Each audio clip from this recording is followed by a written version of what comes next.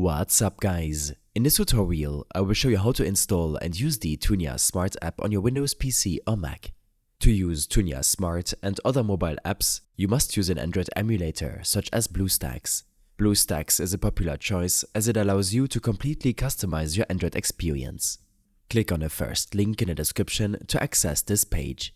From here, download the BlueStacks 5 setup installer for your system.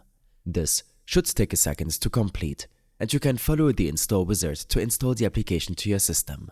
After the installation is complete, BlueStacks should open up automatically. Next, open the Play Store and ensure you're logged in with your Google account.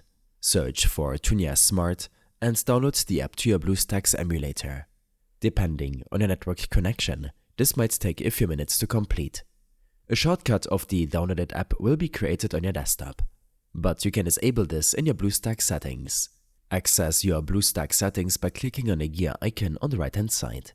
In the Performance tab, you should set these according to your PC's performance.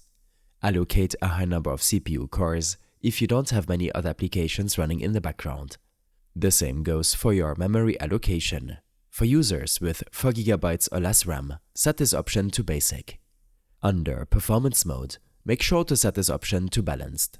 This will reduce the memory and CPU usage if your PC lags or you otherwise encounter low performance. I prefer to enable the high FPS option and set the frame rate of the emulator according to my screen refresh rate. If you want to troubleshoot performance issues, enable the Display FPS during gameplay option in the BlueStacks settings. You can leave the other settings to the default option and open Tuya Smart from your home screen.